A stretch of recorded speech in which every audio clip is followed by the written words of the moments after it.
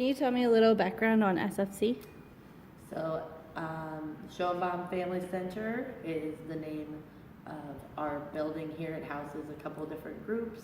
The Crane Center for Early Childhood Research focuses a lot on early literacy, so there's a lot of really renowned researchers that work as a cohort in our building. It also houses the A. Sophie Rogers School for Early Learning, where I'm a master teacher in an infant toddler classroom. It also houses a lot of community initiatives.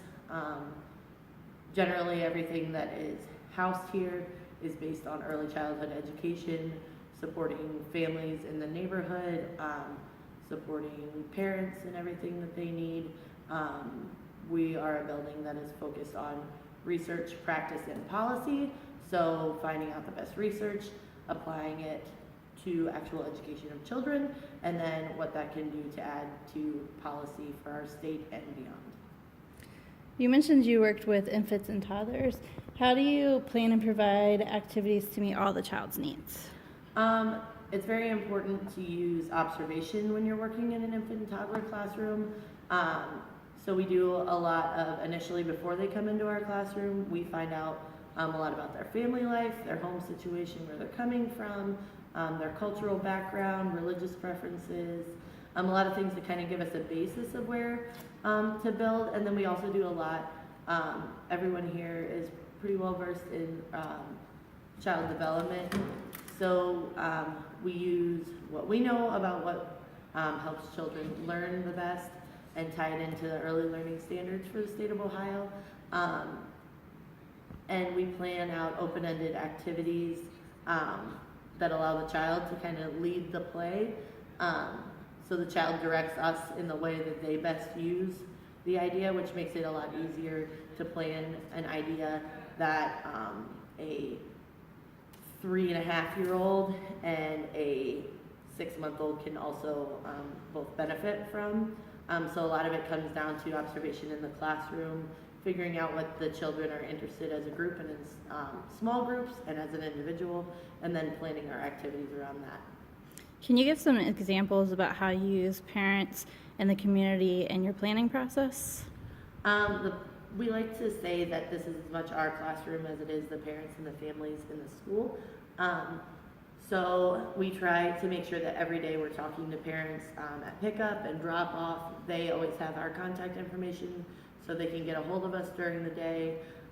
We want parents to be a partner and help collaborate with us in the classroom. And we like to point out to the parents that they are their child's first teacher and they know their child best. So while we feel like we eventually get to know their child really well, and we have a lot of those best practices and things that generally work for children that we can adapt to their child, we really want the parent to feel empowered to know that they are their child's first teacher and they know them best. And so their input's very important to what we do in the classroom. So a lot of times we'll ask for things that families do at home that their child is really interested in that we can try to incorporate in the classroom. We do parent-teacher conferences that are a little different from what you would expect out of an elementary school, where we really come down and talk about their goals and wants for the child and the things they're seeing at home and try to incorporate them in the classroom. And we also are a full observation site, so while it's also useful for students at Ohio State, people from other centers, or anyone that's interested in early childhood development, to be able to observe, it's also really good for the parents to be able to view their child, see them in their natural environment in the classroom, and give some feedback. We also have a lot of community-based programs that we are given access to. So if we know that a family is struggling to figure out how to keep the electricity on, or somebody needs a coat, or parents are having problems at home and need some support and some counseling, we have a lot of those programs that we can introduce to them. And then having it come from somebody like us who they see every day with their child is a little easier than just handing out a pamphlet or something like that. How do you find ways to advertise these community events? We have a website that's really well maintained, so those go up a lot. But also for people who either don't have internet access or who aren't super interested in visiting our webpage, We use word of mouth. We make sure that all the teachers know about the event so they can spread it.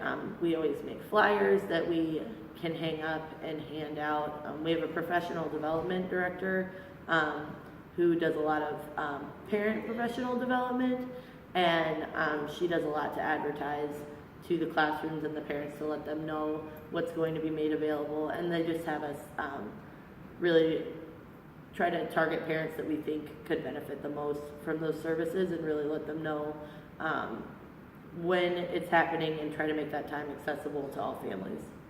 Great, thank you.